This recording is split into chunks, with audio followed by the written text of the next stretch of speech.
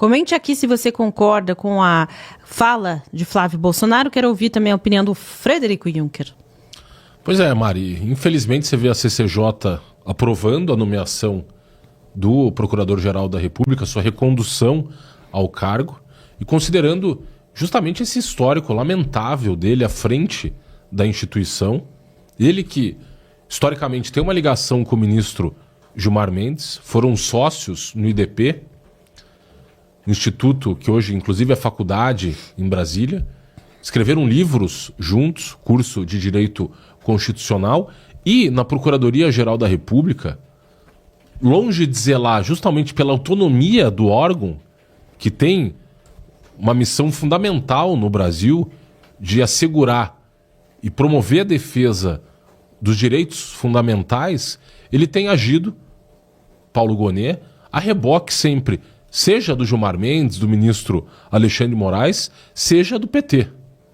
Quantas não foram as medidas tomadas pelo Procurador-Geral da República em função de pedidos feitos pelo deputado Lindenberg Farias, que é o atual líder do PT na Câmara dos Deputados, e um papel lamentável exercido por esse senhor à frente do Ministério Público Federal, em que ele se torna então sócio menor desse esquema espúrio que envolve hoje essa associação entre Supremo Tribunal Federal, governo Lula, PT, e ele então rebaixando a instituição Ministério Público Federal a serviço desses interesses escusos e, infelizmente, né, desse sistema repressor que persegue brasileiros em função da sua atuação política, como tem sido o caso de tantas das ações promovidas pelo Procurador-Geral.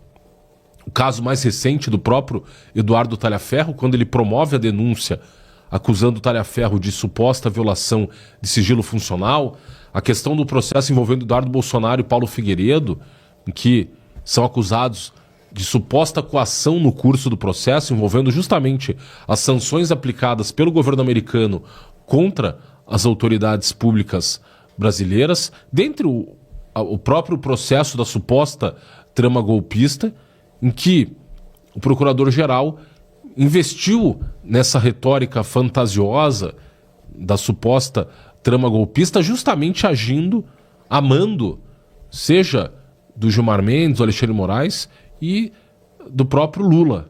Ele que no dia em que promoveu, na mesma semana em que ele promove a denúncia contra os réus da suposta trama golpista, ele vai lá participar de uma sessão de cinema no Palácio da Alvorada, deixando muito claro que, longe de assegurar a autonomia do Ministério Público Federal, especialmente do cargo de Procurador-Geral da República, que a autoridade máxima, chefe da instituição, tem por papel fundamental zelar, como eu disse, pelo respeito à ordem jurídica no país. É interessante até dizer que, historicamente, o PT acusava o Procurador-Geral da República à época do governo Fernando Henrique Cardoso, Geraldo Brindeiro, de ser o arquivador-geral da República. Dizem que ele, para cobertar o governo, à época da gestão Fernando Henrique Cardoso, ele engavetava todas as representações e pedidos de investigação, ações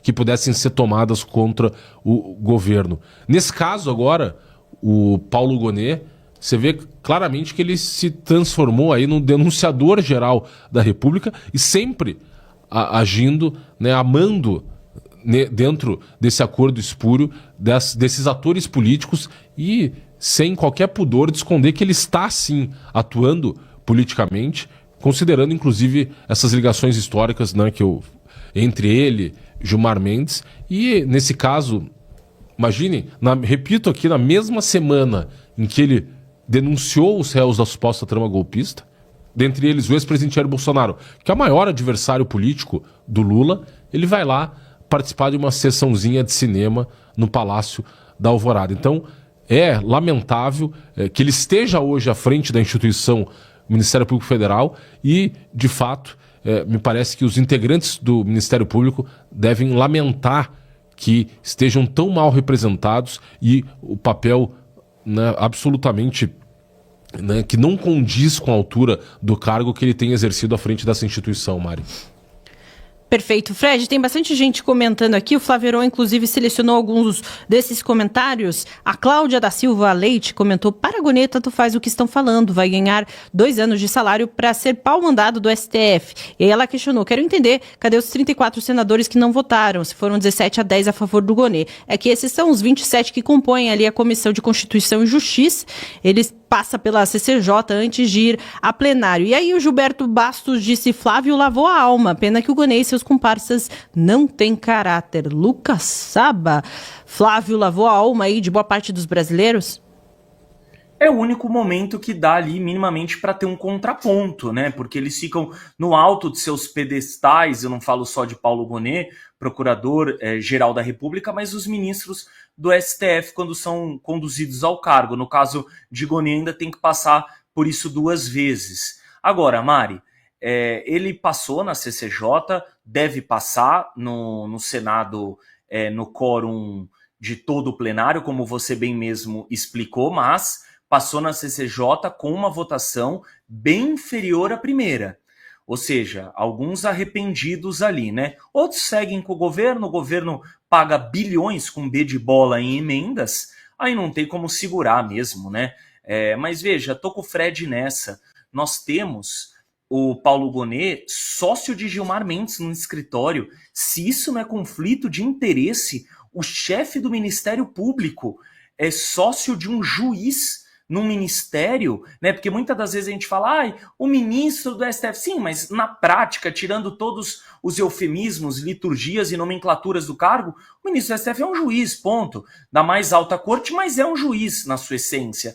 E veja, nós temos 2, a Lava Jato por muito menos. Imagina se um dia descobrissem que o Deltan tinha um escritório com o Moro. Nossa Senhora, eles iam sair de lá preso, né, dessa maneira. E veja, não só escritório, eles escreveram livros juntos. Ali a amizade é de longa data. Aliás, Gonê chegou à PGR muito por conta de lobby de Gilmar Mendes, hoje decano do STF. Então, Mari, ele vai passar, mas pelo menos teve ali que ouvir umas verdades, se calou, tá parecendo as oitivas da CPMI do INSS. Não respondeu várias, respondeu só aquelas lights oriundas do PT, PSOL, Rede, PCdoB, o Partido Comunista do Brasil, todos aqueles oriundos da direita ou da centro-direita, ele ficou calado ou falou, não, nós não temos nada, não temos nenhum nada partidário, etc, etc. Mas a questão ele se tornou, parece que a PGR se tornou um cartório. Tudo que o Moraes pede, carimba e manda, carimba e manda. É uma questão de sobrevivência para seguir no cargo. Então, é triste, Mari. Nós já tivemos instituições sérias, talvez quem tem memória curta, ou seja, muito jovem, ainda não conheça, mas eu juro que a PGR já teve papel importante, a AGU, o Conselho Nacional de Justiça, a Ordem dos Advogados do Brasil, OAB, todos eles já foram instituições sérias, são centenárias, etc., mas hoje seguem de mãos dadas com o sistema, Mari. Boa, Lucas Saba, obrigada pela sua companhia aqui nessa tarde. Valeu, dupla, obrigado, mais um maravilhoso programa, nos vemos amanhã. Valeu, isso aí, até lá. E olha só, inclusive, se você ficar nesse link, você vai acompanhar já a reprise do Café com a Gazeta, que ainda está quentinho para você acompanhar diretamente aqui depois do link, tá certo? Frederico Juncker, obrigada pela sua companhia. Valeu, Mari, um abraço a todos os amigos da Gazeta do Povo. Lembrando que a gente volta amanhã, 1h30 da tarde. Fica o convite também para você acompanhar a Gazeta do Povo no nosso site, gazetadopovo.com.br. E também assinar a Gazeta do Povo. Aí é só você colocar /oferta ou então apontar a câmera do seu celular para esse código que você vê aqui na tela. E aí você garante um descontaço especial para quem está acompanhando a gente aqui. Um desconto de 70%, apenas R$ 8,25 por mês. E aí você vai ter acesso ilimitado a todo o nosso conteúdo exclusivo. Acesse então gazetadopovo.com.br/oferta, então aponte a câmera do seu celular para esse código aqui. A gente espera vocês amanhã 1h30. Fiquem todos com Deus e até lá.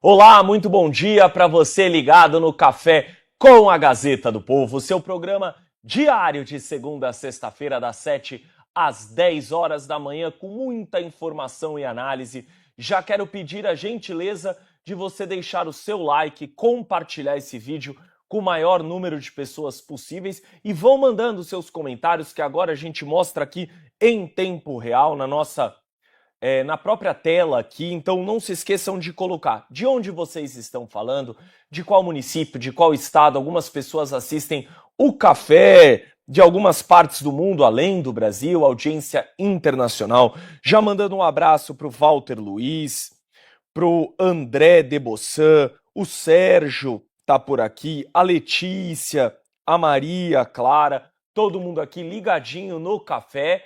E já temos aqui nosso Flávio Morgenstern, não temos o Flávio ainda, então vou convidá-los a assinar a Gazeta do Povo.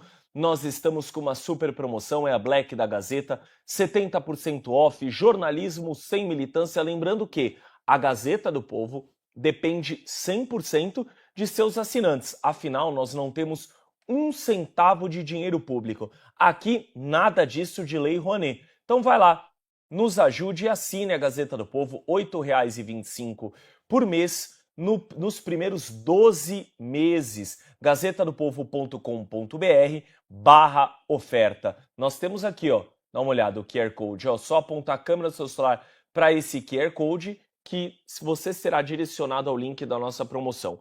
Bom, hoje teremos aqui Fabiana Barroso, Flávio Morgenstern, jornalista preso durante o 8 de janeiro. Ele nos traz novidades sobre os presos e exilados do 8 de janeiro. Temos novidade no PL da anistia. Finalmente, Hugo Mota decidiu falar quando será pautado. Temos Guilherme Derrite falando sobre o PL antifacção, como vai ser, se vai ter dedo do PT nisso.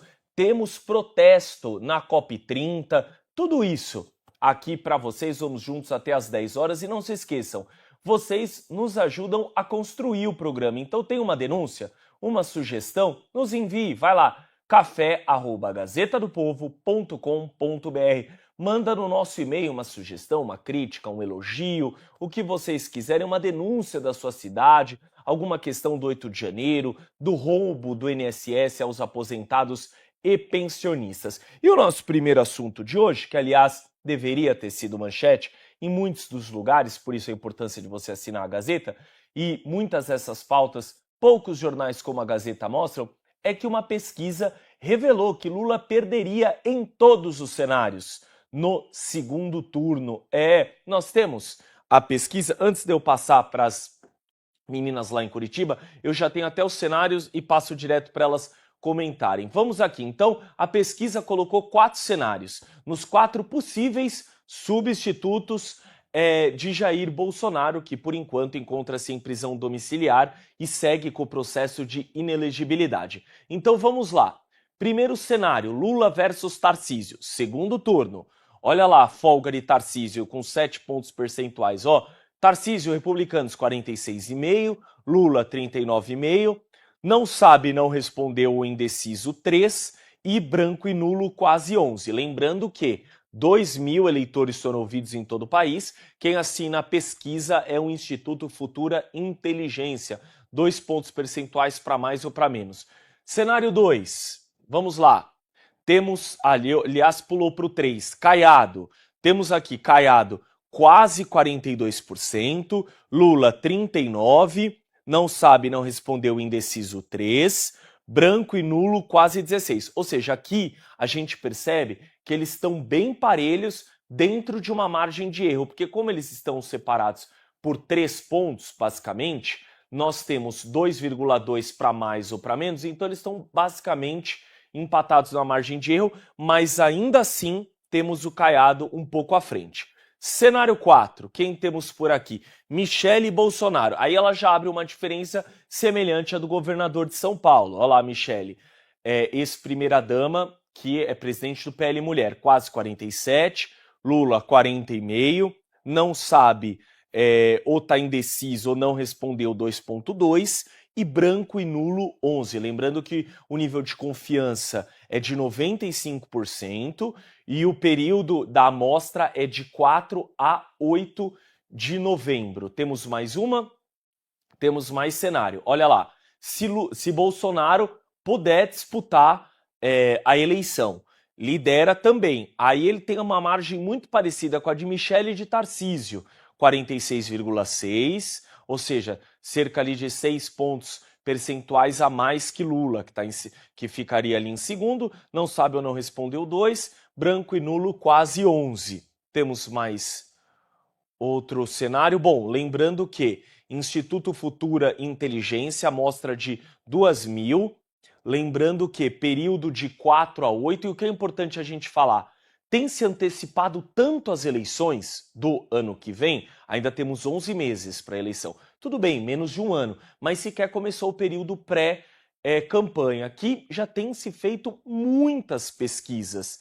Então, por isso que nós temos mostrado aqui semanalmente essas pesquisas de vários institutos diferentes. Aí, último cenário que faltávamos mostrar. Lula versus Ratinho, governador do Paraná. A mesma questão que Caiado, de Goiás. Aí a margem já cai bem. 41,5 a Ratinho, mesmo assim lidera. Lula quase 40. Não sabe, não respondeu indeciso 3,3.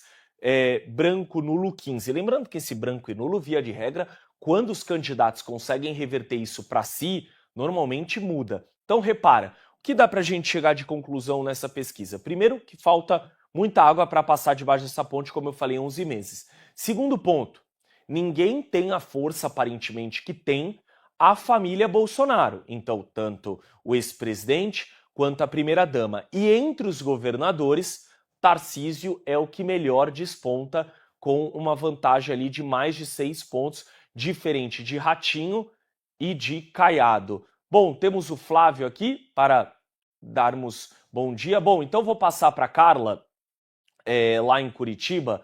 Carla, bom dia, bem-vinda. Boa quarta-feira. Aqui em São Paulo o sol resolveu aparecer.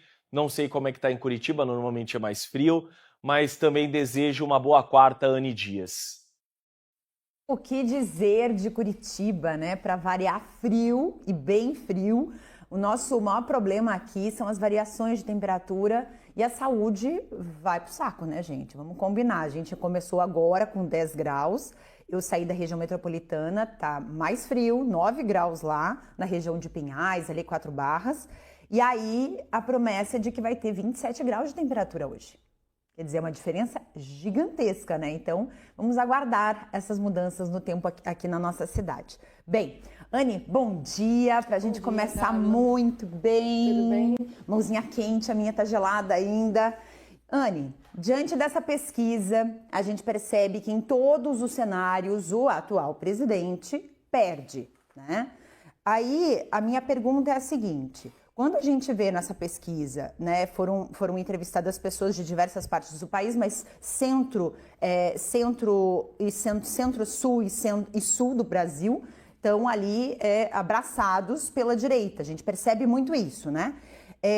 Se a gente percebe isso nesse momento, claro que mais próximo das eleições as coisas vão acontecendo, né? Inclusive as campanhas, né, milionárias aí que o presidente Lula está pretendendo para o próximo ano já estão em andamento. Como é que fica isso daqui para frente? Você acha que esse cenário ele pode se manter, pode melhorar, inclusive? Perfeito, Carla. A gente tem repercutido aqui algumas pesquisas, né, com o andar da carruagem, várias coisas estão acontecendo.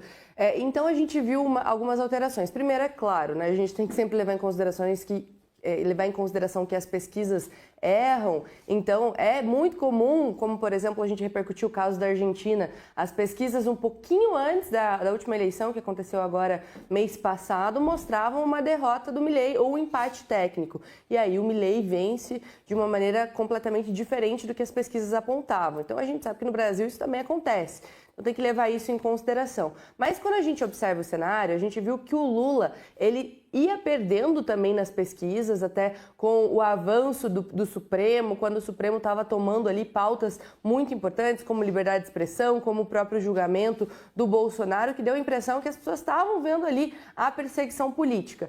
Quando entrou as tarifas do Trump, o Lula ele cresceu nas pesquisas, ele até veiculou ali propagandas colocando o Trump como inimigo, usou, né, vestiu as cores do Brasil ali para falar de soberania, fez manifestação com bandeira do Brasil e a gente viu até que nas pesquisas aumentou a popularidade dele. E aí agora que está acontecendo, a pauta do momento é a questão de segurança pública, das operações do Rio de Janeiro, e dá para ver de uma maneira clara a negligência do Lula, o apoio ao narcoterrorismo, o apoio ao Maduro, que é um chefe de narcoterroristas, a crítica do Supremo às operações do Cláudio Castro, e somando, inclusive, a pesquisa que a gente também repercutiu aqui, dos moradores de comunidades de favelas que apoiam esse tipo de operação, indo contra o governo federal, a gente vê esse resultado, que é o Lula despontando nas pesquisas. Então eu vejo que essa pauta de segurança pública, ela é um fator relevante para o Lula estar derretendo nesse momento.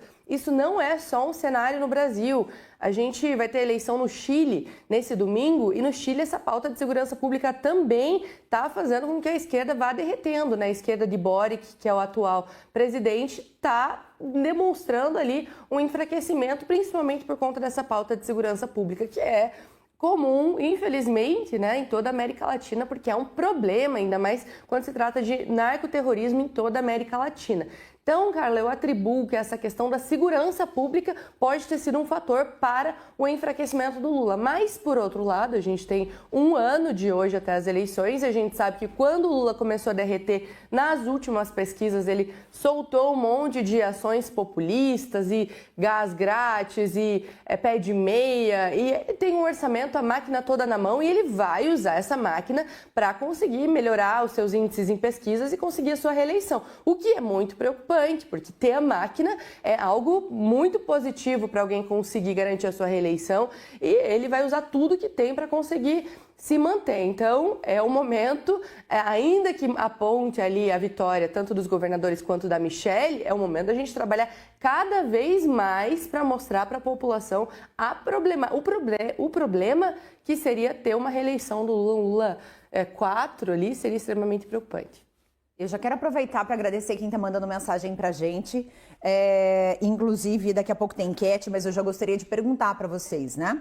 Vocês que estão nos assistindo, vocês percebem que as pessoas estão, através dessa pesquisa, mudando a sua concepção sobre o que vai acontecer nas eleições do ano que vem? Pode mandar aqui para a gente. Deixa eu dar um oi pro pessoal aqui, que tem gente, o pessoal de Porto Alegre, a Jéssica de Porto Alegre, o Orlando. Obrigado, Orlando, pelo elogio aqui para mim, para Anne, ele que é de Diadema, São Paulo. Quem mais está aqui com a gente? Flávio está aqui também. Igor de Pelotas, Rio Grande do Sul. Quem mais? Vargem Grande Paulista, o pessoal tá firme e forte aqui. Minas Gerais, também o Walter Luiz. Cotia, São Paulo, a Letícia. Todos os cantos do Brasil. O Adilson de Manaus. Obrigada pela mensagem, Adilson. O Leade, eu acho que é Laed, desculpe, de Brasília, Distrito Federal, pessoal de Piedade, São Paulo, muito obrigada pelas mensagens. Tem gente de fora aqui, Lef da Austrália também está aqui com a gente. Bem, eu devolvo para vocês aí esse assunto, Lucas, porque se a gente tá nesses 3 cenários que a gente mostrou, o Lula perde, inclusive para a Michelle Bolsonaro, eu queria que vocês fizessem esses comentários aí para a gente continuar, por favor. Pois é, Carla. Bom, já temos aqui o Flávio, nosso super comentarista, e hoje eu diria que Flávio Morgenstern não veio sozinho. Deem uma olhada na prateleira que está de cenário de nosso super Flávio Morgenstern, em que, aliás, até travou a imagem. É uma oportunidade da gente ver, porque o Flávio trouxe todo mundo ali com ele, ó. Tô vendo aqui no meu retorno, tem o Snoopy, tem os Simpsons, tem o Mário e o Luigi, tá todo mundo aí. Só essa turma para salvar o Brasil. Bom dia, Flavião. Bom dia, Lucas, como vai? Aliás, eu tenho uma pergunta aqui, para o nosso time de Curitiba, lá para Ana e para Carla. Se você conhece a parte lá de cima, peraí, com a minha outra mão, parte lá de cima da prateleira, meu souvenir de Curitiba, da minha segunda terra, todos. Eu quero ver se elas conseguem reconhecer o que é isso aí, né? Hoje temos bastante coisa para comentar E olha, não sei se vai dar para dar uma animada, né? Mas pelo menos deu uma desanimada no governo com todos esses índices aí de popularidade e principalmente o desastre da COP, né? Que a gente vai ter bastante coisa para comentar hoje. Exatamente, Flávio. Eu queria que você comentasse. Nós mostramos aqui vários cenários assinados pelo Instituto Futura Inteligência, falando de possíveis pesquisas, sobretudo para o segundo turno. E todos os candidatos ali venceriam Lula, só não colocaram o nosso mascote brasileiro, o cachorro caramelo. De resto, todo mundo vence. Mas é verdade que alguns com uma folga mais tranquila, se podemos usar essa palavra. Então, quando a gente percebe ali nas pesquisas, por exemplo, nós temos alguns governadores, Caiado e Ratinho, que venceriam, mas com uma margem apertada. Tarcísio já vence com uma margem maior. Michele e o próprio Bolsonaro, uma margem ainda maior. Ou seja, o que dá para a gente perceber? Que o sobrenome Bolsonaro ainda é fortíssimo, e aqueles governadores, acho que também o pessoal entende que Tarcísio, por ter sido colocado na política por Bolsonaro, primeiro como ministro da Infraestrutura e depois como candidato ao governo de São Paulo, tendo sido escolhido por Bolsonaro, aqueles que têm uma ligação com o Bolsonaro estão muito mais fortes que aqueles que, vamos dizer assim, até falam que são de direita, como é o Caiado, como é o Ratinho, mas entraram na política por suas próprias pernas. Temos de entender bastante coisa em relação a essas pesquisas. Nós costumamos dizer que não acreditamos em pesquisas porque elas não refletem, no final das contas, a realidade. O problema é o seguinte, essa equação ela não é tão simples, né? Uma pesquisa é mentirosa, não. A pesquisa ela reflete algo que não é o que vai estar na urna, tá? Então, assim, a urna não vai mostrar Bolsonaro com 10% de vantagem, mas ela reflete o calor do momento, ela reflete principalmente alguns sentimentos gerais da população em relação ao que está acontecendo no momento. Então a gente tem vários pontos aqui a serem colocados. Em primeiro lugar, voto ideológico, só para a gente deixar bem claro, né? Apesar de ser uma obviedade, o voto ideológico ele já está definido. O pessoal da direita vai votar na direita, o pessoal da esquerda vai votar na direita, um pessoal que não gosta muito de política ali vai ficar meio, sei lá, no meio, só que a grande questão são os votos indecisos, são os votos não ideológicos, portanto, são votos por conta de economia, a economia do Lula está um desastre, porém, isso aqui é uma coisa terrível para nós dizermos, né? Porém, o Lula está sabendo, né, o governo Lula está sabendo lidar com este problema econômico através da liberação de crédito. Ou seja, nós estamos mais endividados hoje do que na época da crise da Dilma, do que na época da crise do Temer. Porém, o governo está liberando cada vez mais crédito.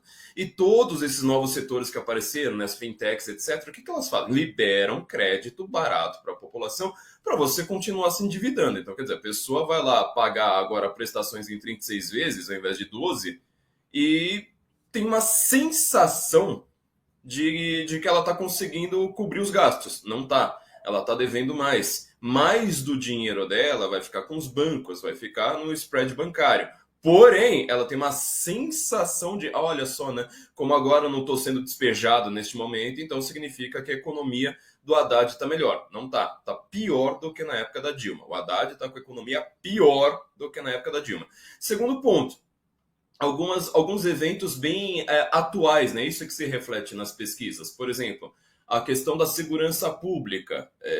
Você repara, quando tem uma ação como a do Cláudio Castro, primeiro momento, todo mundo está assustado. Opa, peraí, né? A coisa aqui tá ruim. Passam-se 2 semanas, opa, melhorou, né? A criminalidade aqui tá melhor, estamos nos sentindo mais seguros. Poxa, isso aí é colocado na conta do Lula. O Lula perde pontos, enquanto que a direita vai crescendo neste sentido. E a direita como um todo, isso que é interessante das pesquisas, porque como nós não temos um candidato definido, é a direita como um todo, ou seja, até a Michele Bolsonaro vai crescer por conta da operação do Rio de Janeiro. É uma coisa que às vezes não tem uma correlação 100% direta, mas acontece esse tipo de efeito, ou seja, o Lula vai perdendo popularidade, enquanto que uma Michele Bolsonaro, por exemplo, vai crescendo. E assim por diante. Agora, o que é importante nós percebermos nessas pesquisas é que o nome Jair Bolsonaro ainda é o grande fiel da balança do Brasil. Por que eu digo isso? Vamos lembrar das últimas eleições, quando a máquina começou a correr mesmo, né? Apesar de o Bolsonaro ter a máquina, ele não controlava. É isso que a Anne acabou de explicar ali. Quem controlava a máquina era o STF, era o TSE. Ou seja, o Bolsonaro foi proibido de dizer que o Lula era amigo do Ortega, de dizer que o Lula ganhou em presídios, de dizer que o Lula legalizaria o aborto, de dizer todas as coisas que aconteceram. Bolsonaro foi proibido. Teve o Radiolão, gente. O Radiolão foi um dos maiores escândalos da história do Brasil, decidido em 20 minutos. Por falta de provas. Inclusive, encaminhe quem denunciou o Radiolão para o inquérito dos atos antidemocráticos, outro inquérito secreto, ali do TSE e do STF, né? Porque o Alexandre de Moraes era presidente do TSE e encaminha para ele próprio. Então, assim, toda essa máquina, ela é feita para destruir o Bolsonaro. E como explicou a Anne, o Lula ainda vai aumentar a Bolsa Família, vai aumentar a Ligada, vai dar todos os programas populistas e ridículos possíveis para tentar ganhar este pleito. Então, assim, eu não acho que sejam favas contadas, eu acho que Lula vem muito forte, é um perigo, a direita precisa ficar de olho nessa pesquisa, não como um oba-oba, mas sim como um sinal de alerta de que ainda estamos em risco de ter um terrível governo Lula 4. Pois é, Flávio, antes de passar para Carla e para Anne, agora fazendo o nosso giro, mudando de pauta, nós temos o protesto na COP30 lá em Belém, aliás, carinhosamente apelidada de Flop 30, uma vez que mais da metade dos chefes de Estado que haviam dito que viriam não apareceram, etc. Bom, nós temos então o vídeo dos manifestantes invadiram ali os locais, foi uma confusão e depois até a ONU teve que se explicar, falando não, aquilo ali foi tudo contido, etc. Os manifestantes se exaltaram, nós temos o vídeo, vamos colocar.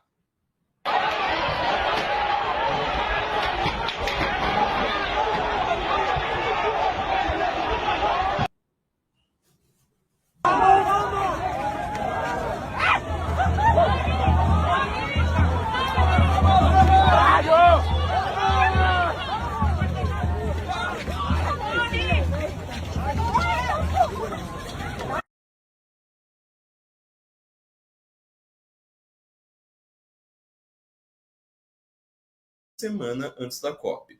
Uma semana antes da COP que acontece também a operação no Rio de Janeiro matando os traficantes lá no Rio, ou seja, os turistas meio assustados, né, falando para onde que nós estamos indo, onde nós estamos pisando, será que existe comando vermelho no Pará? Pior, existe, pior, eles atuaram durante a COP30. E aí agora, essa outra ironia, ou seja, esquerdistas invadindo o evento da esquerda para protestar contra o Bolsonaro.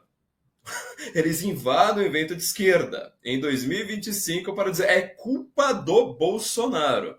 Mostra lá o gráficozinho, revelando que tem muito mais desmatamento hoje no governo Lula 3 do que na época do Bolsonaro, que segundo eles estava botando fogo na Amazônia com lança-chamas em cima de um dragão. Eles acreditam piamente nisso. Não, eles não reclamam disso. Não tem Greta, não tem Leonardo DiCaprio, não tem Daniela Mercury, não tem os ídolos da MPB, não tem nada. Não tem os faneteiros, não tem ninguém. Que aparece estudante invadindo evento de esquerda para criticar o Bolsonaro em 2025. Você acha que esse discurso não cansa numa hora? Você acha que o pessoal lá em Belém, que está lá nas favelas em Belém, que está lá vivendo na pobreza em Belém, que está vivendo sob o domínio do Comando Vermelho, vê uma coisa, começa a falar, realmente nosso problema é o clima, e o clima que foi destruído pelo Bolsonaro. Vira uma piada, gente. Sem contar que essa COP, né, até a Janja lá tentando reunir os chefes de Estado, tinha 30 chefes de Estado, ninguém apareceu.